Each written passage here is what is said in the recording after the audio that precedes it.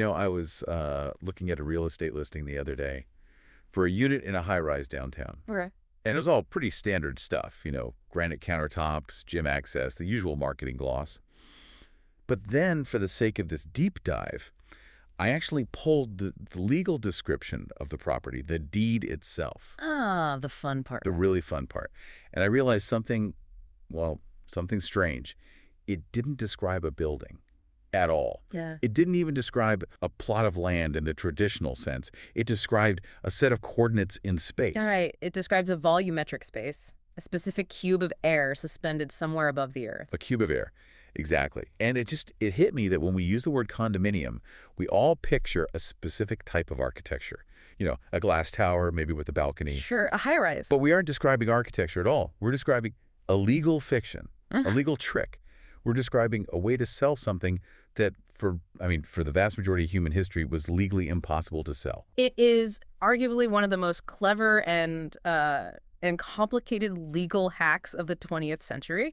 Because if you really look at the history of property law, going back to the Romans or even English common law, the idea of slicing property horizontally it's a nightmare. A total nightmare. It breaks almost every default rule we have about what ownership even means. Because land is supposed to be infinite, right? Yeah. Vertically speaking. Precisely. This is the ad coelum doctrine. The full Latin maxim is, and I love this, quis est solum eis est usque ad caelum et adin inferos. Okay, you've got to translate that one for us. It translates to, whoever owns the soil, it is theirs all the way up to heaven and down to hell. Which is just a fantastic mental image. So if I own a little plot of dirt, I also own the satellites passing overhead and, I guess, the magma in the core of the earth below me. Theoretically, yes. That is the default setting of Western property law.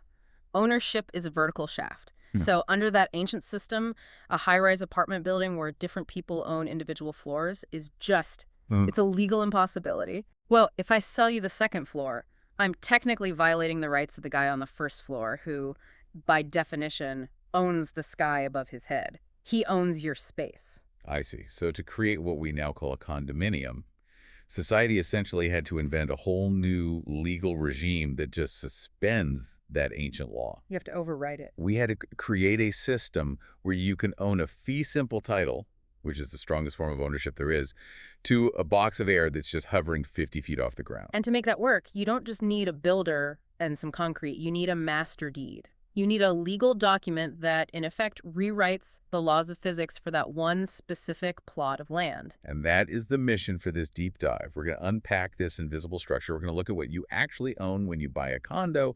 And spoiler alert, it is significantly weirder than most buyers realize. Oh, much weirder. We're going to look at the surprising history, which, believe it or not, involves 19th century geopolitical border disputes, not just housing. And then we're going to take a global tour to see how this concept of joint dominion shapes lives from Scandinavia to Singapore. And it really is global. It shapes how millions and millions of people live, how they interact with their neighbors, and effectively how they govern themselves in these tiny little micro-societies. So let's start with the basics. Segment 1. What do you actually own? Because I think the average person, myself included before this, equates buying a condo with buying a house, just, smaller. But legally, they're not even the same species. They are completely different animals, entirely. When you buy a single-family home, you get the whole package. You get the land, the house, the dirt, the sky, simple. The whole vertical shaft. The whole vertical shaft from heaven to hell. But when you buy a condo, you're purchasing two very specific, very different things at the same time. First, you are buying the unit. Box of air. The box of air. But we need to be really precise here because this is where all the confusion starts. In a typical residential condo declaration, your ownership is often defined as the airspace within the boundaries of the home. So if you're standing in your living room and you reach out and touch the wall... I own the wall, right? That's my wall. Usually, no. You own the paint. And you own everything inward from the paint. Just the paint? The paint, maybe the top layer of skim-coated plaster. You own the air, the internal partition walls that aren't holding up the building, the cabinets, the flooring. But the wall itself, the drywall, the studs, the insulation, the exterior brick, you do not own that individually. Wait, let's just pause on that for a second because that has huge implications. If I decide I want to drill a hole in the wall to hang a heavy mirror, and I hit a stud, I am technically drilling into property I don't exclusively own. Technically, yes. You are altering what are called the common elements or common areas. Now, in practice, of course, the governing documents will usually allow for reasonable use, like hanging pictures. No one's going to sue you for that. But what if you wanted to knock that wall down to create a big open plan kitchen? Right, a common renovation. You can't just do it. Even if an engineer tells you it's not load bearing, that wall might be the legal boundary of your property as defined in the deed. You might be destroying property that belongs to the association to everyone. That's incredible. So this brings us to the second thing you buy. You get the box of air, and you buy a share of everything else, the common areas. Correct. The lobby, the elevators, the roof, the land the building sits on, the gym, the pool, the pipes running inside the walls, the wiring, all of it. These are owned by everyone together. But how does that ownership actually work in practice? Right. I mean, do I own, say, 3 specific square feet of the roof? Can I go up there with a lawn chair and a cooler and say, this patch of shingles right here is mine, everyone else get off? No, and that's the crucial legal distinction. What's It's called an undivided ownership interest. Think of it this way. If you and I own a racehorse together, you don't own the front legs and I own the back legs. That would be a very slow horse. It would be a very difficult horse to manage. We both own a percentage, say 50% of the entire horse. You can't just decide to cut off a leg and sell it, because I own 50% of that leg too. I've heard the pie analogy used here. Does that work? The pie analogy is useful, but we have to tweak it a bit. In a condo, you own one specific slice of the pie exclusively. That's your unit. It's yours. You can eat it. You can decorate it. You can, I guess, burn it if you want. It feels a little extreme. A little extreme, but legally it's your slice. But the crust, the pan, and the oven that baked the pie, those are owned by everyone who has a slice. You all own the crust and the pan together as what's legally called tenants in common. And because we all own the crust together, if the crust cracks, we all have to pay to fix it. Precisely. And this is where the legal reality hits the wallet. This is the entire reason that condo fees or assessments or levies exist.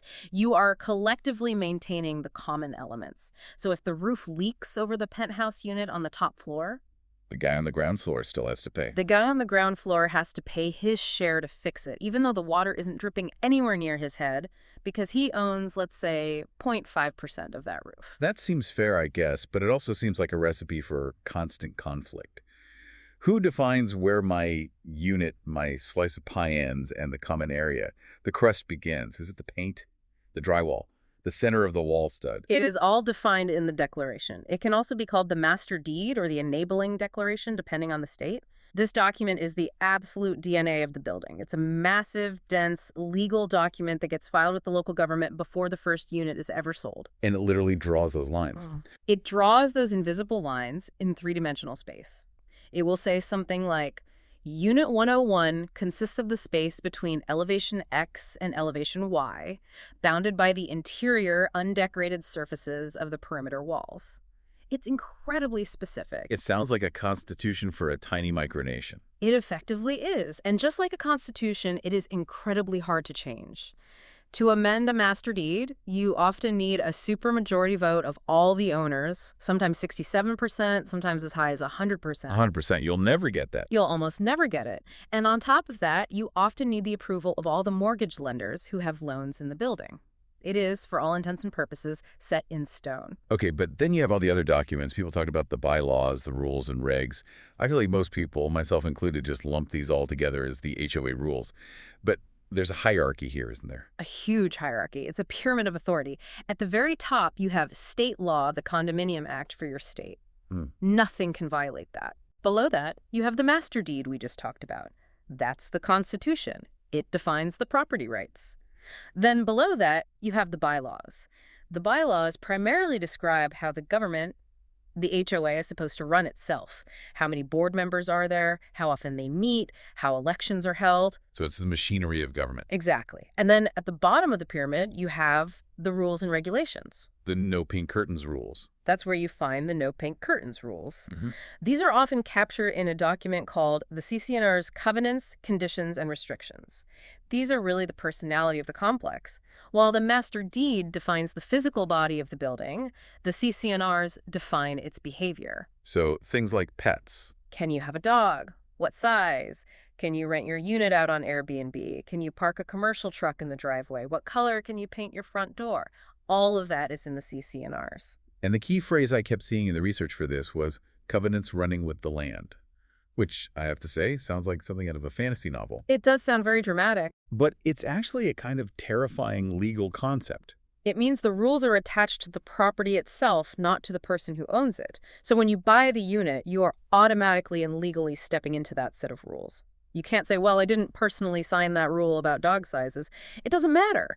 The unit itself is bound by them. You are, in essence, buying a box of air that comes with a book of laws permanently glued to it. So to recap, you're buying a box of air, a tiny percentage of a shared racehorse, and a binding contract to behave a certain way for as long as you own it. It's a very complex bundle of rights. It is, and what's so fascinating is that while this all feels like a very modern solution to urban density, the concept and even the word itself has a history that has absolutely nothing to do with housing. This was my favorite part of the prep. Segment 2, the surprising origin story. Because condominium, it sounds Latin. So I just assumed the Romans must have invented it. It is Latin. You're right about that. But remember what I said earlier. The Romans hated the idea of horizontal property division. They were strict, ad coelum people, up to the heavens, down to hell. So for them, the word condominium did not and could not describe a building. So what on earth did it mean? Just break the word down. Condai meaning together or jointly, and dominium meaning dominion or sovereignty or absolute ownership. Joint dominion. Joint dominion. That sounds political. It was entirely political. For centuries, the term condominium referred to a territory over which two or more sovereign powers shared equal rule. So a country. A shared country. The sources highlighted a specific example that most Americans probably learned about in history class, even if they don't know the specific legal term for it, the Oregon Country. Right, from the Oregon Trail in the 1800s. Exactly. From 1818 until 1846, that vast territory that is now Oregon, Washington, Idaho, and parts of British Columbia wasn't strictly U.S. soil, and it wasn't strictly British soil. It was, legally speaking, a condominium. I always just thought they hadn't decided whose it was yet. Like it was just disputed land. No, it was more formal than that. They had a treaty, the Treaty of 1818. It explicitly established joint usage and joint occupancy. Citizens of the United States and subjects of Great Britain could both settle there, trade there, and travel there freely. There was no border. They were sharing sovereignty because they couldn't agree on how to split it up without going to war again. That is just wild. Yeah. So the word we use for our apartment complex comes directly from a diplomatic mechanism to prevent a war between the United States and the British Empire. It's the exact same legal mechanism. Two or more entities, or in a building, hundreds of entities, sharing dominion over a single plot of land. And honestly, the failure of the Oregon condominium tells you a lot about why HOA board meetings can get so nasty. How so? What happened? Well, it worked great on paper, Okay. but in reality, you had two groups with completely different goals. You had the Hudson's Bay Company, which was British, and their entire goal was to monopolize the fur trade. They wanted to keep the area wild. And then you had the American settlers pouring in over the Oregon Trail. Their goal was to farm. They wanted to clear the land, build towns, and establish a different kind of economy. They had a different legal traditions, different cultures, different economic goals. The friction just became unbearable. It's the classic tragedy of the commons. Exactly. Joint dominion only works if everyone can agree on how to use the dominion. By the early 1840s, the friction was too high, the goals were too different, so they gave up on the condominium model and they finally drew a line, the 49th parallel, which is now the border with Canada. They split the asset. Which is the one thing you can't do in a high-rise building. You can't just draw a line down the middle of the elevator shaft and say, okay, the British own the left side and the Americans own the right. Right. You are permanently forced to remain in the condominium. That is why the governance structure is so critical and so often stressed to its breaking point. Okay, so this debunks the Roman myth. It was widely reported in the 1960s, wasn't it, that this was a Roman idea? It was. A lot of the early marketing materials for condos in the U.S. tried to give it this ancient classical pedigree. They'd say, this is based on a Roman model, but it's just not true. The concept of an estate in the air was completely antithetical to Roman law. So if the Romans didn't do it, and the Oregon Country was a political thing, when did condominium actually become a housing term? How did it get to the U.S.? It's surprisingly recent. The concept of owning floors separately existed in pockets of medieval Europe, usually in dense, walled cities where space was at an absolute premium. But it never really had a formal, modern legal framework. The modern condominium law actually entered the United States via the Caribbean. The Caribbean, not Europe. Nope. Puerto Rico passed what it called a Horizontal Property Act in 1958. They were facing a housing shortage, they needed density, and their legal system has roots in Spanish civil law, which was more flexible on this issue than English common law was. So they were the pioneers in the U.S. context. 1958, that's yesterday in legal terms. It's brand new. And from Puerto Rico, it jumped to the mainland. And here is a great trivia question for you. Where was the very first condominium built in the continental United States? You'd probably guess New York, Chicago, maybe Miami? I would absolutely guess New York City. High density, ridiculously expensive land. Seems like the obvious place. It's the logical guess, but you would be wrong. It was Salt Lake City, Utah in 1960. Utah. No way. Why on earth Utah? It's a bit of a historical anomaly. Utah passed a version of the condo law very, very early on. Some historians speculate it might have been influenced by the Mormon history of cooperative living and community planning, though that's not proven. But for whatever reason, they had the legal framework on the books and a developer was ready to go. But just because it's legal doesn't mean people will buy it. And more importantly, it doesn't mean banks will lend money for it. They must have been terrified. You want a mortgage for a box of air. That was the huge bottleneck. Banks understand land. If you default on a house loan, they can foreclose and take the land. Land has value. But how do you repossess a slice of sky 50 feet up? It was considered incredibly high risk. The catalyst that changed everything, that blew the doors open, was the federal government. Of course. Always follow the money. Specifically, it was the Housing Act of 1961, Section 234. This new provision allowed the Federal Housing Administration, the FHA, to insure mortgages on condominiums. Ah, okay. So the government basically said to the banks, don't worry, if this borrower defaults on their loan for this weird box of air, we will cover your loss. Exactly. It completely de-risked the asset class overnight. Suddenly, capital flooded into the market. Developers could get loans. Buyers could get mortgages. And by 1969, just 8 years later, every single state in the U.S. had passed its own condo laws. We went from basically zero to ubiquitous in less than a single decade. That explains so much. It explains why so many of those, brutalist concrete condo buildings seem to date from the late 60s and early 70s. Yeah. It was a gold rush. It absolutely was. It allowed developers to stack homes vertically, multiplying the potential value of a single plot of land by 50 or 100 times. But in doing so, it also created this entirely new social organism, because once you stack all those people on top of each other, you need a government to run the stack. Which brings us perfectly to segment 3, the governance machine, the dreaded or beloved HOA. The Homeowners Association. If the condominium is the joint dominion, the HOA is the government of that dominion. And we aren't just using government as a metaphor here, are we? I mean, they have powers that really do rival actual municipalities. They absolutely do. Think about what a basic city government does. It taxes you property taxes to pay for roads, police, and sanitation. It passes laws, ordinances to regulate behavior, and it enforces those laws with fines or other penalties. And HOA does the exact same things, just on a smaller scale. Okay, so they tax you through the assessments, or HOA fees. Right. And they have the legal power to collect those taxes. If you don't pay your property tax, the city can eventually take your house. In many, many states, if you don't pay your HOA fees, the HOA can place a lien on your unit and foreclose on it. They can take your home. They can literally take your home to pay for your share of the unpaid pool maintenance or landscaping costs. That is the part that I think really scares people. You can be completely up to date on your mortgage. You can own your unit free and clear, but you can still lose your house because you fell behind on paying for the shared expenses. It happens because going back to that undivided interest concept, if you don't pay your share, your neighbors have to pay it for you.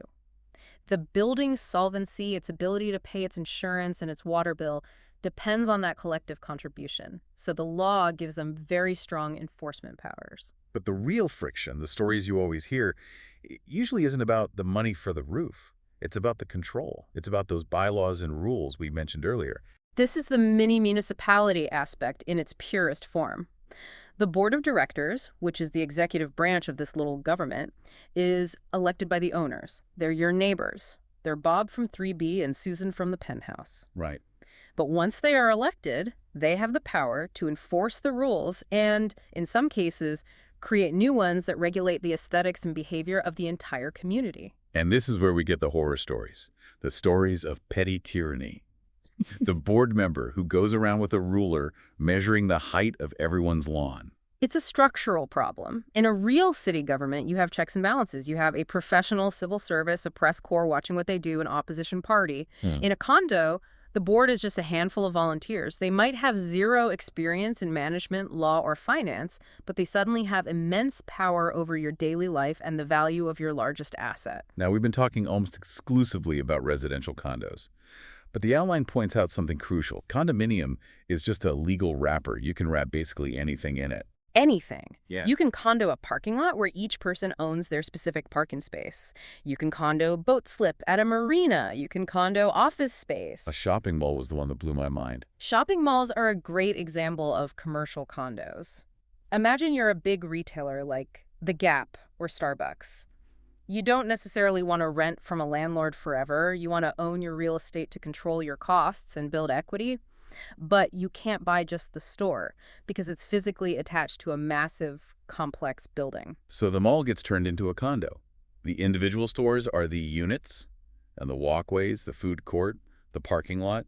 Those are the common elements. Exactly. And all the businesses pay fees to maintain the atrium and pay the security guards, just like residents in a building pay for a lobby and a doorman. But there's a specific and very serious risk with commercial condos that the research highlights. It's called the holdout problem. The holdout problem, what's that? Well, commercial needs change fast. A shopping mall that was built in 1980 might be obsolete today. The community might desperately need it to be torn down and turned into an Amazon distribution center or a block of apartments. Okay. If one single landlord owned that whole mall, they could just make the business decision to knock it down and redevelop it.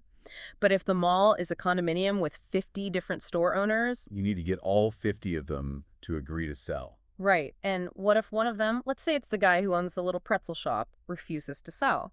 Or what if he demands 10 times the market value for his unit? The whole multi-billion-dollar redevelopment is blocked. It's blocked.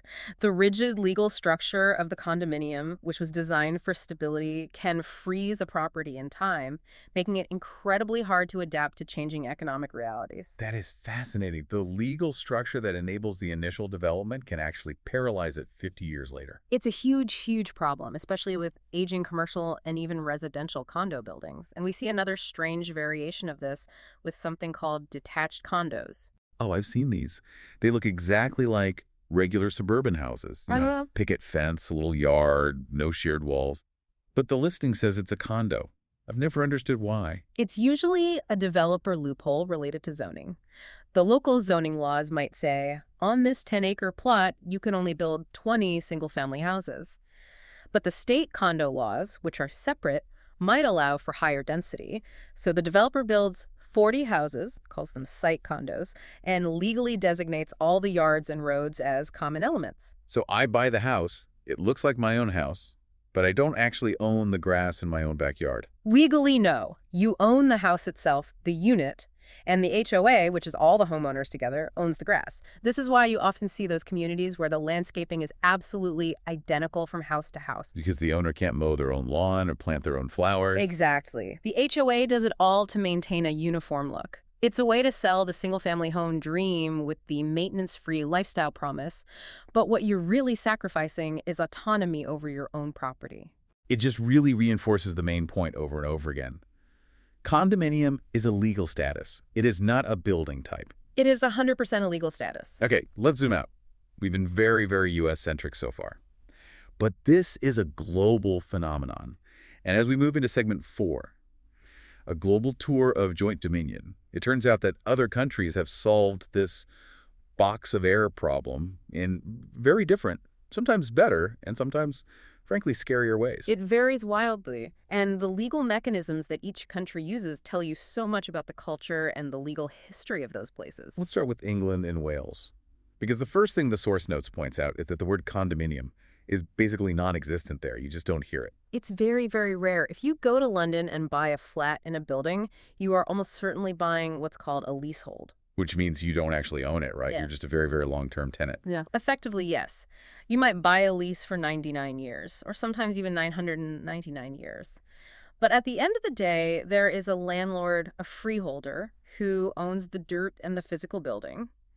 You just own the right to occupy your flat for a very long time. Why? Why did they just copy the American condo law? It seems so much cleaner. Because of a weird legal glitch from the 19th century, a very famous case in property law called Polk v. Moxhay. Polk v. Moxhay. That sounds like a Charles Dickens novel. It really does. It's a foundational case from 1848. And basically, the English courts decided that what are called positive covenants do not run with the land for freehold property. Okay, we definitely need to unpack that. Positive covenant. Sure. So a restrictive covenant is a rule that says you cannot do something. For example, you cannot build a factory on this land.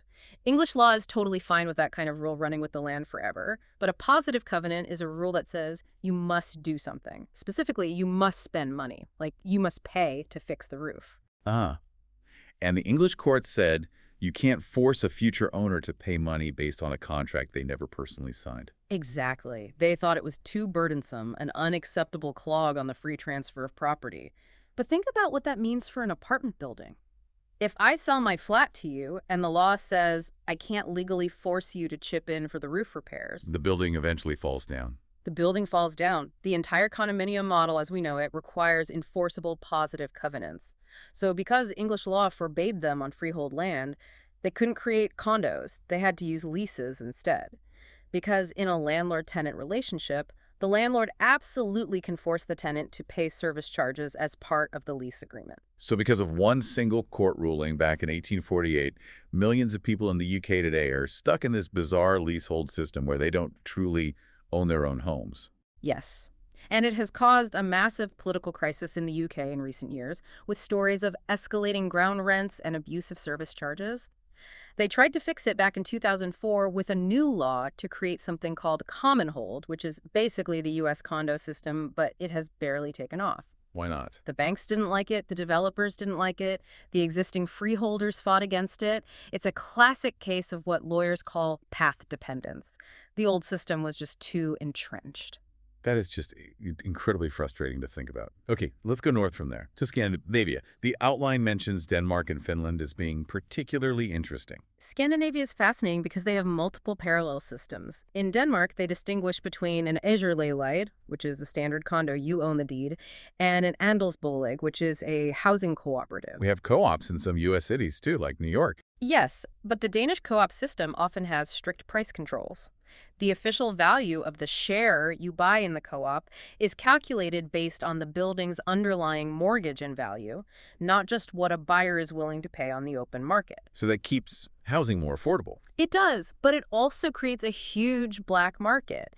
If the official legal price for a share in a great apartment is, say, $200,000, but its real market value is $400,000, what happens? I have to find a way to hand you an envelope with $200,000 in cash under the table to get the unit. Exactly. It creates these under-the-table payments that are technically illegal but widely practiced. But Finland is one that really stood out to me as being completely different. In Finland, it is standard that when you buy an apartment, you do not own real estate. You don't own real estate. What do you own then? You own shares in a limited liability company. The apartment building itself is legally structured as a company. Okay, so far that sounds very much like a co-op model. It is, but the key is the legal distinction between owning shares, which is considered personal property, and owning land, which is real property. That distinction changes the entire power dynamic. In the U.S., if you don't pay your HOA fees, foreclosing on you is a long, expensive, difficult legal nightmare. It can take years. Courts really hate taking someone's land away. Right, it's a very high bar. In Finland, because you just own shares in the company, meaning the board of directors, has the legal power to take possession of your apartment. Take possession, you mean like kick you out? Yes. If you fail to pay your monthly assessments, or if you are consistently loud and are disturbing the peace of the company, the board can vote to take control of your unit. They can physically evict you. They can then rent your apartment out on the open market, use that rental income to pay off your debts to the company, and then maybe let you back in a few years later once you're paid up. That is ruthless. Absolutely ruthless. It's incredibly efficient. The Finnish system prioritizes the financial health of the collective, the company, over the rights of the individual shareholder. In the U.S., your home is your castle. In Finland, your home is a share in a business, and if you're a bad business partner, the business has the right to protect itself from you. Wow. It really highlights how deeply culture shapes law. Yeah. The U.S. is hyper-individualistic, so it's very hard to evict someone. Finland's is more collectivist, so it's much easier to protect the group. Exactly. Now let's jump across the world to Asia. to Singapore. Singapore is the capital of high-density living. I would just assume that basically everyone lives in a condo? Almost everyone lives in an apartment, yes, but they do not call them all condos. In Singapore, the word condominium is a massive status symbol. It has a specific legal meaning. How so? About 80% of Singaporeans live in what are called HDB flats. That's the Housing and Development Board. This is government-built public housing. Now, it's extremely high quality, very clean, very well run, but it is, at its core, government-subsidized and regulated housing. Okay, so that's the baseline for most people. Right. The other 20% or so live in what are legally defined as condominiums.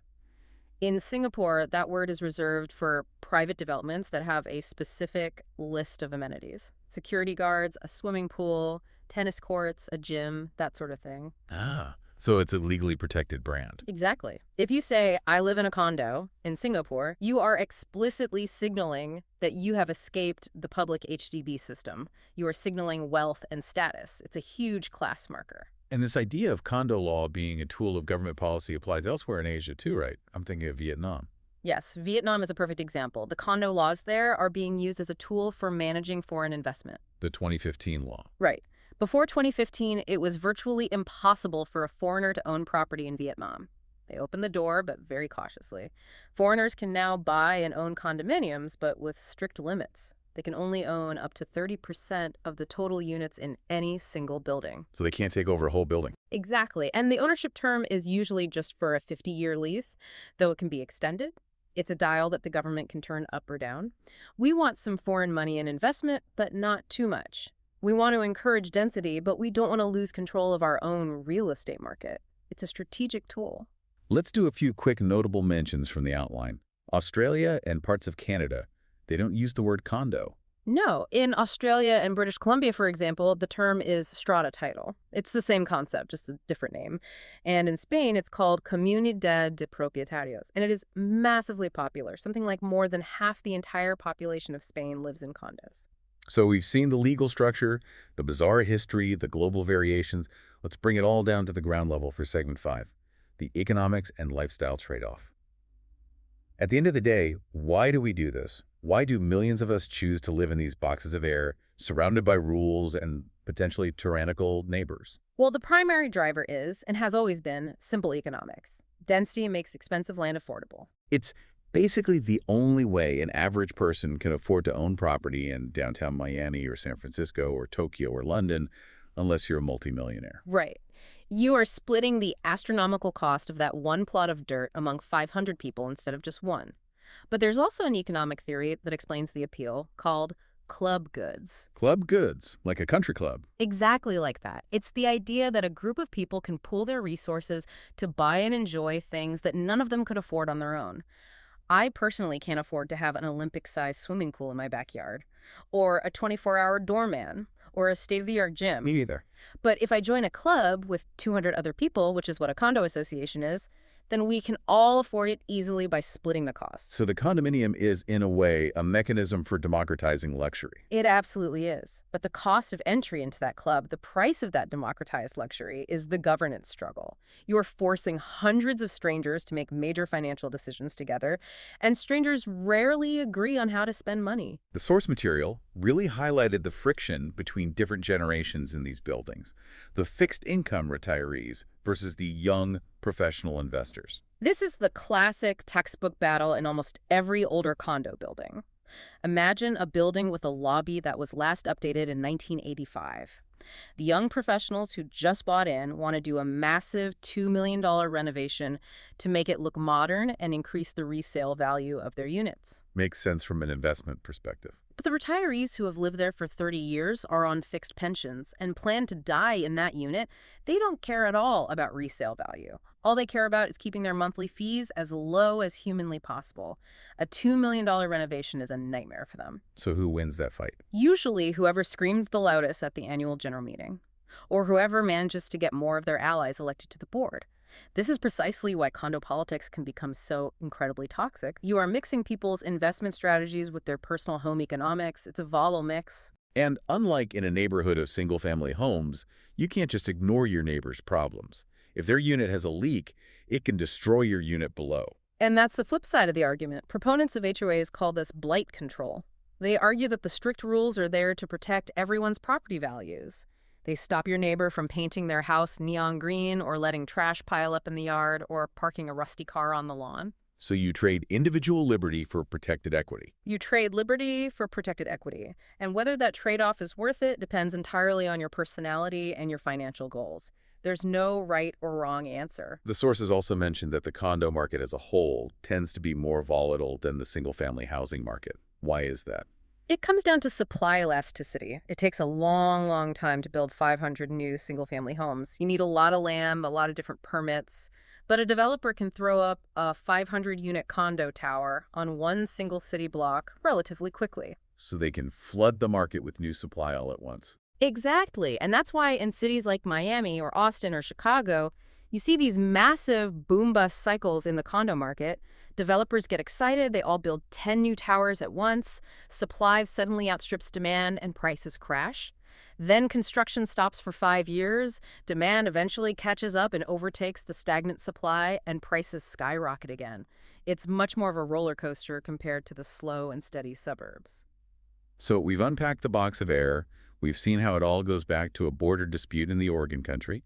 We've seen the ruthless efficiency of finished share companies and the way condos function as status symbols in Singapore. It's been a journey through the invisible legal lines that structure our cities. Let's try to summarize all this for the listener in our outro. What is the single biggest takeaway here?